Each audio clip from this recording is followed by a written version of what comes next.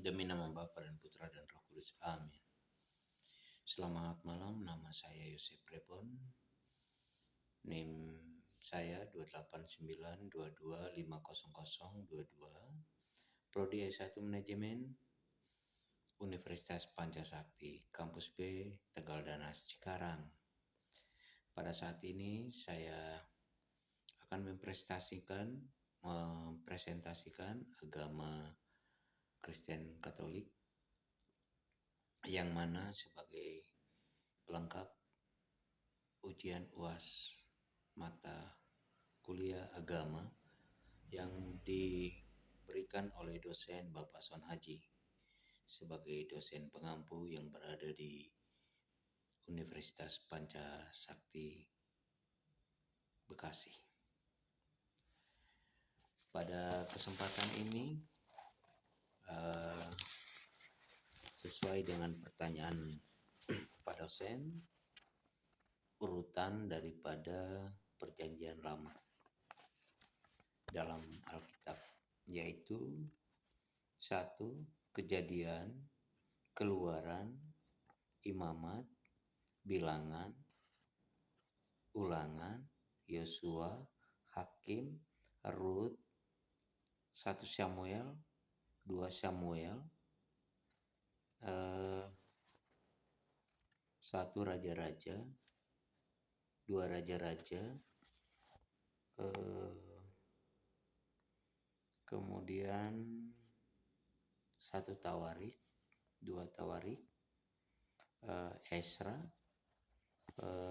kemudian Nehemias. Di dalamnya ada Ester, ada Ayub, ada Mazmur, ada Amsal, ada Pengkhotbah, ada Kidung Agung, ada Yesaya, Yeremia, ada Ratapan, ada Yehezkiel, ada Daniel, ada Hosea, ada Yoel, ada Amos. Demikian urutan kitab perjanjian lama kami. Yang berikut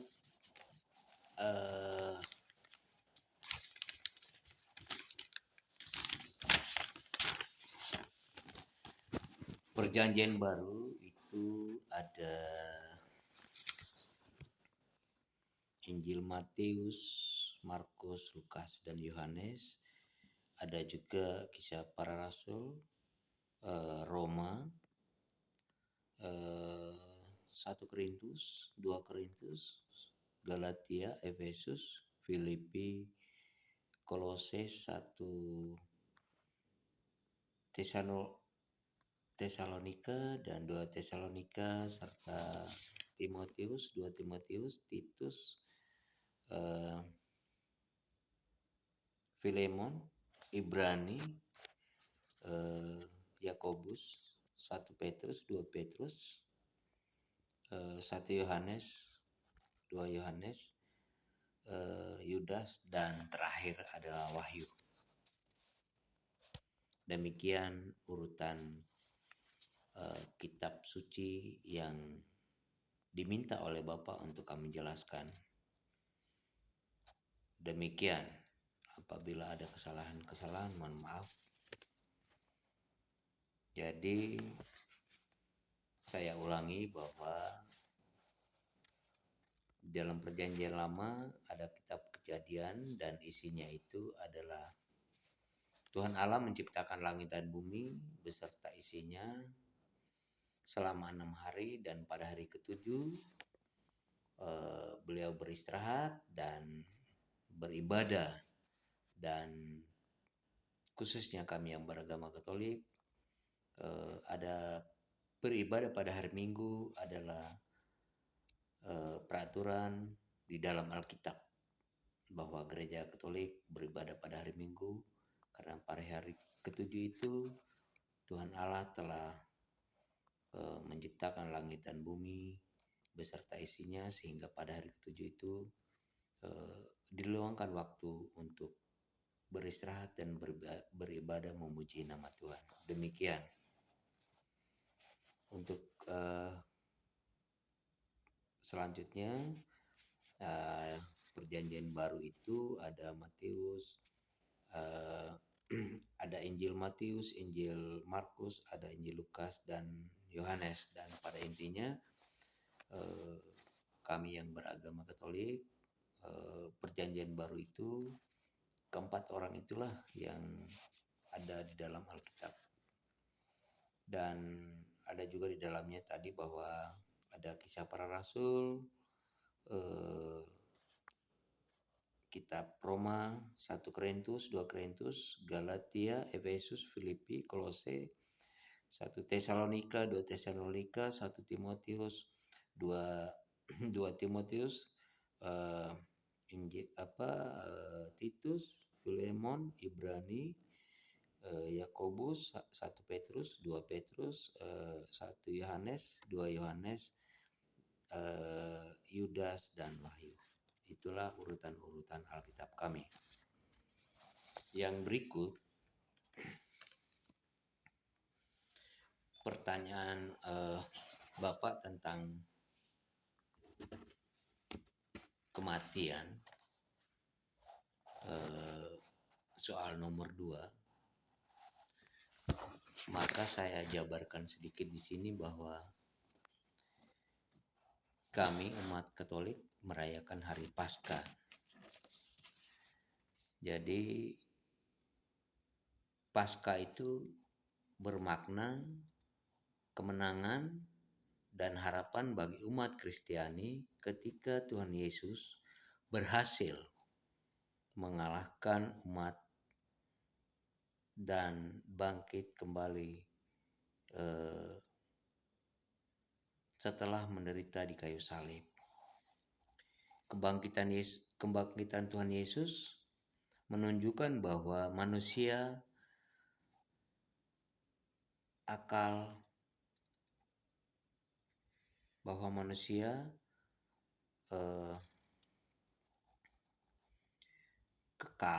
melampaui dosa dan maut. Kebangkitan Tuhan Yesus menunjukkan bahwa kehidupan manusia telah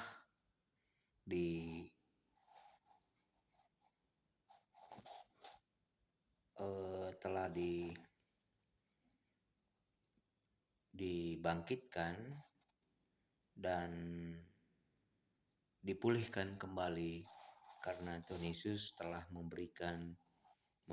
telah memikul salib sampai ke Gunung Golgota dan sampai mati, dan pada hari ketiga dia bangkit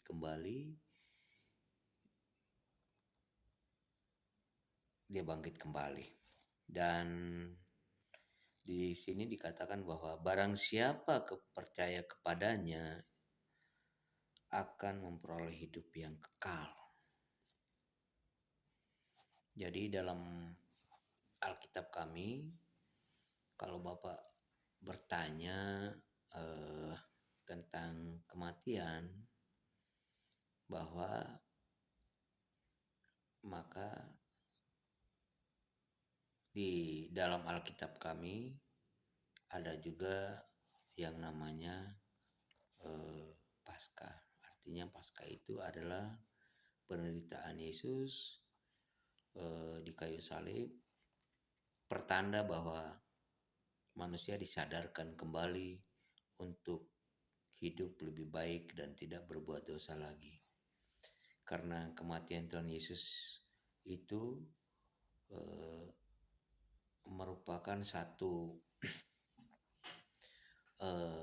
tanda bahwa manusia juga harus sadar akan perbuatan di dalam kehidupan kita sehari-hari. Dengan melihat kisah sengsara Tuhan Yesus Kristus yang begitu berat, maka kita sebagai umat Katolik harus memahami, harus sadar bahwa seorang Tuhan Yesus atau aja bisa menderita sampai mati di kayu salib, dan pada hari ketiga dia akan bangkit. Dan kita percaya itu, ya, kami orang Katolik percaya itu, bahwa kebangkitan Tuhan Yesus Kristus adalah suatu keselamatan yang diajarkan oleh Tuhan kami sesuai dengan peraturan yang ada di gereja. Jadi apa yang menjadi kepercayaan kami, itulah yang kami jalankan. Demikian untuk nomor 2 yang Bapak pertanyakan.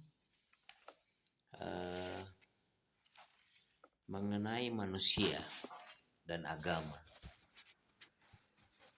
Manusia itu terdiri dari tubuh dan jiwa yang bersifat rohani. Maka harus diakui bahwa hakikat manusia telah ada sejak lama. Manusia terdiri dari 3 unsur, yaitu roh, jiwa, dan tubuh. Paham ini umumnya menganggap jiwa adalah perasaan kehendak, pikiran, dan akal budi. Sedangkan roh adalah unsur rohani dalam diri manusia. Maka manusia terdiri dari tubuh dan jiwa. Itulah sebabnya dalam kitab suci dikatakan bahwa tujuan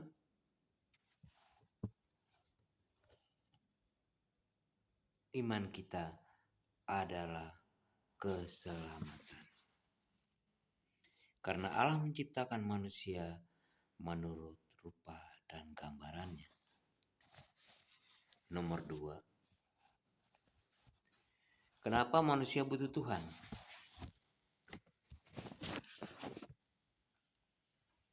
Ya, kita sebagai manusia ciptaan Tuhan. Agama manapun, ya, kalau orang yang beriman pasti akan membutuhkan Tuhannya.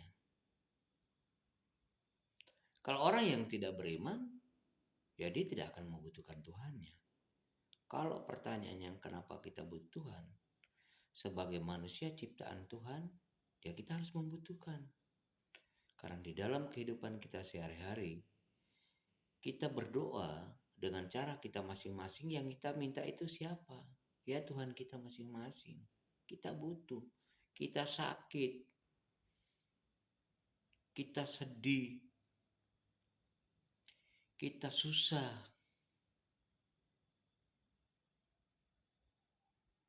Yang kita minta adalah Tuhan kita. Kita bukan minta kemana-mana.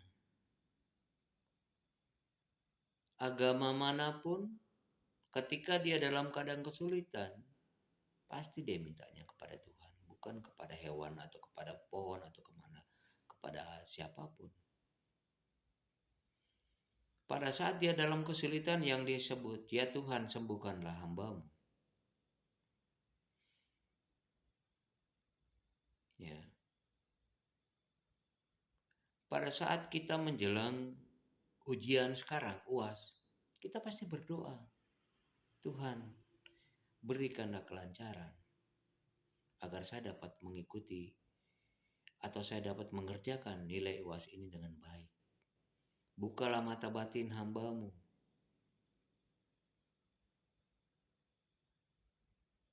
Demikian adanya. Maka manusia butuh Tuhan karena manusia diciptakan oleh Tuhan. Ya. Oleh sebab itu manusia harus dan wajib membutuhkan Tuhan. Manusia yang tidak membutuhkan Tuhan adalah manusia yang tidak mempunyai agama.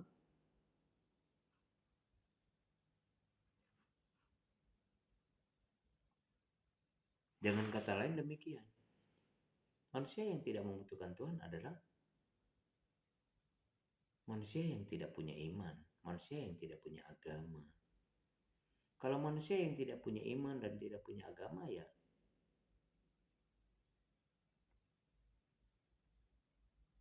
kalau kita pikir secara logika, dia mau masuk ke neraka apa masuk ke surga? Orang beriman adalah orang yang punya Tuhan. Nah, kalau pertanyaannya, kenapa manusia butuh Tuhan? Karena kita ini diciptakan oleh Tuhan. Kalau saya balikin lagi pertanyaannya, kenapa kita punya istri dan punya anak? Karena hidup kita ini tidak sendiri.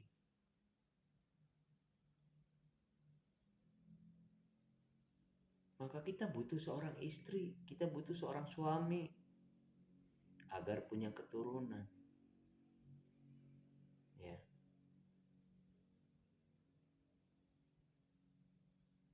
Sangatlah naif manusia yang hidup di dunia ini tidak membutuhkan Tuhan. Kalau manusia yang tidak membutuhkan Tuhan tuh hidupnya di neraka. Iya. Manusia yang tidak membutuhkan Tuhan adalah manusia yang hidupnya di neraka, manusia yang tidak punya iman. Maka saya bersyukur sekali ya, pada saat presentasi agama sebagai pelengkap nilai UAS ada pertanyaan ini. Kenapa manusia butuh Tuhan? Manusia butuh Tuhan karena kita ini diciptakan oleh Tuhan kita masing-masing. Tanpa Tuhan, kita bukanlah siapa-siapa. Kita berdoa pagi, sore, siang, malam. Yang kita hadapkan itu batu. Kita berdoanya sama batu. Atau berdoanya sama pohon. Atau berdoanya sama apapun. Tidak akan sampai. Tapi kalau kita berdoa kepada Tuhan kita masing-masing, pasti akan sampai. Contoh seperti hari ini. Saya mendapatkan cobaan yang berat. Tapi saya selalu tersenyum. Karena saya percaya Tuhan saya ada. Istri saya dioperasi.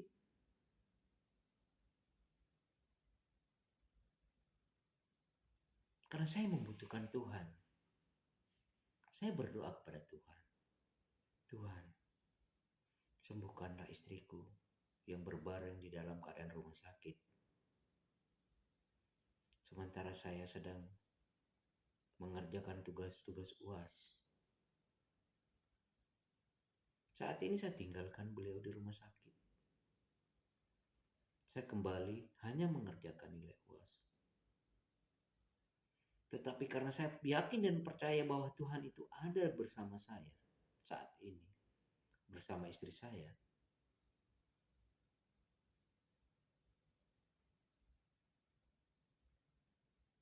saya yakin dan percaya istri saya akan disembuhkan. Kenapa saya bicara seperti ini? Karena ini ada pertanyaan bahwa kenapa kita butuh Tuhan? Ya, kita butuh Tuhan. Agama manapun pasti akan membutuhkan Tuhan. Hanya penafsiran manusia itu berbeda-beda. Kalau Anda mempunyai penafsiran bahwa itu yang benar, itu yang kamu pegang itu benar, itu yang kamu jalankan itu benar.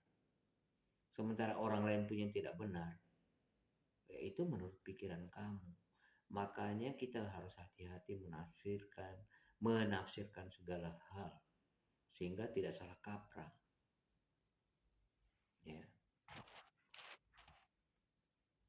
Sekali lagi, kenapa manusia butuh Tuhan? Ya, hari ini ini saya membutuhkan Tuhan. Bahkan kemarin-kemarin tiap detik, tiap menit saya membutuhkan Tuhan. Dan saya bersyukur sampai saat ini saya masih sehat selamat. Hanya istri saya dalam keadaan sakit berbaring sekarang di rumah sakit. Dan saya hanya minta, Tuhan, saya membutuhkan Engkau.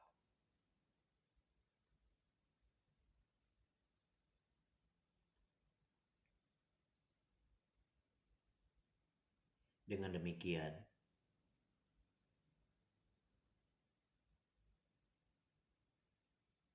kita sebagai umat manusia, agama manapun, saya mengharapkan supaya mata pelajaran agama ini memberikan satu ketegasan bahwa manusia butuh Tuhan. Dan kenapa manusia butuh Tuhan? Karena Tuhanlah menciptakan kita, memberikan napas hidup, sehingga kita ada sampai saat ini. Tanpa Tuhan kita tidak ada. Di dalam ajaran agamaku. Dan mohon maaf, apa yang saya bicarakan di video ini kaitan dengan mata kuliah. Bukan saya bicara di luar daripada itu. Karena kami diberikan pertanyaan untuk menjawab yang benar supaya mendapatkan nilai UAS yang terbaik.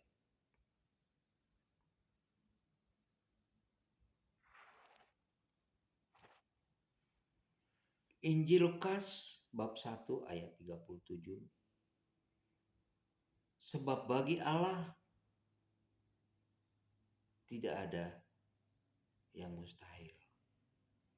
Di dalam hidup ini tidak ada yang mustahil, pasti. Kalau kita minta dengan sesungguhnya, pasti akan terkabulkan dengan baik.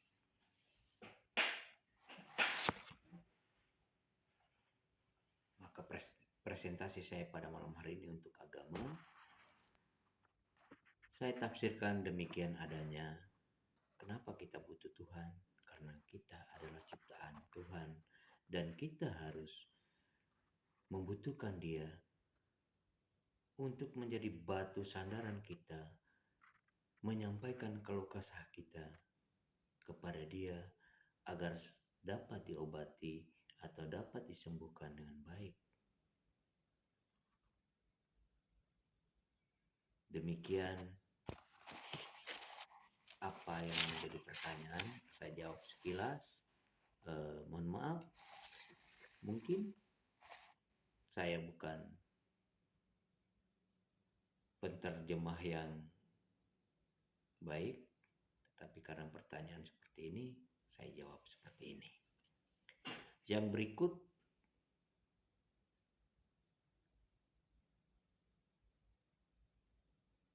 jawaban nomor 3.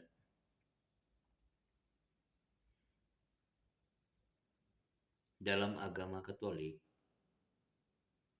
Rasul adalah utusan Tuhan. Tugas mereka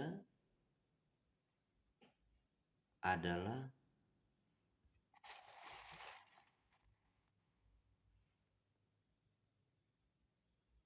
menyampaikan wahyu kepada umatnya. Di dalam agama Katolik, kedudukan Rasul ini mempunyai pengaruh yang sangat besar karena mereka sebagai teman Yesus Kristus dalam mewartakan kerajaan Allah sekaligus sebagai saksi atas kebangkitannya. Prosesnya Allah mengutus jutaan malaikat melaksanakan perintahnya. Jadi jawaban nomor 3 ini adalah satu pesan bahwa utusan Tuhan adalah Rasul yang menyampaikan wahyu atau berita kerajaan Allah kepada umatnya, supaya mereka paham dan mengerti, supaya mereka sadar dan mengerti, supaya tidak jatuh ke dalam dosa.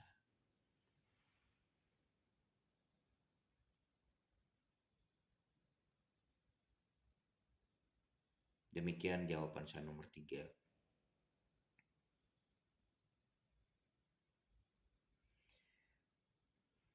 Sifat yang harus dimiliki Tuhan.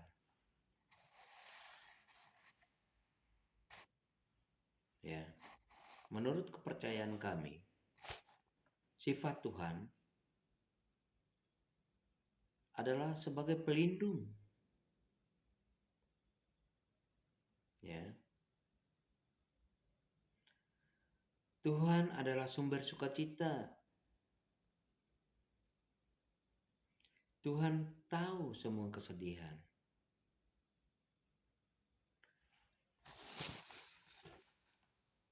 Tuhan selalu menjawab doa kita.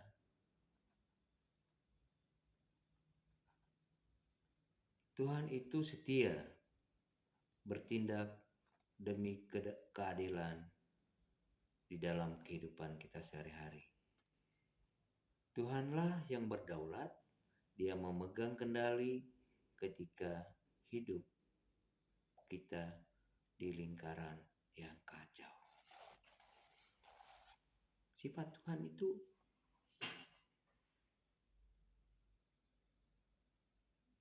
sebagai pelindung Dia.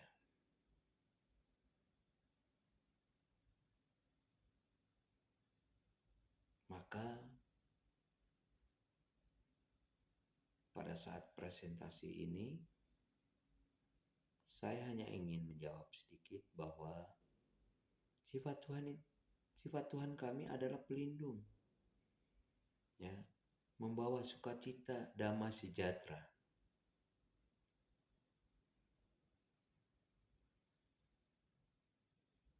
Maka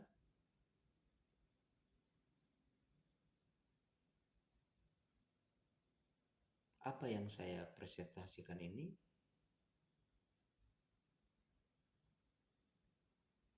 adalah suatu jawaban yang mana ditanyakan sifat yang harus dimiliki Tuhan. Ya, Dia setia. Ya. Dia damai di dalam hati kita. Dia sejahtera di dalam hati kita. Dia pelindung di dalam hati kita. Ya. Sifat Tuhan itu Maha Pengampun, lagi Maha Penyayang. Karena Dia adalah Allah Bapa di surga.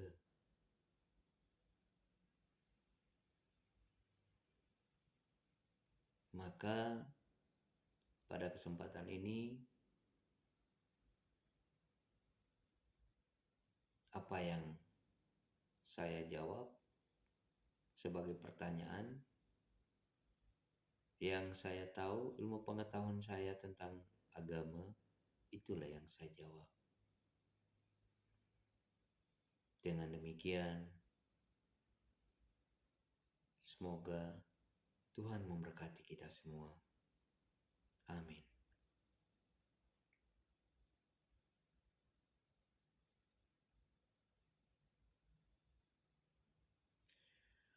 Bundaku Maria, biarkanlah hatiku di jalan ke surga. Demikianlah presentasi saya pada malam hari ini. Semoga apa yang saya presentasikan ini mudah-mudahan menjadi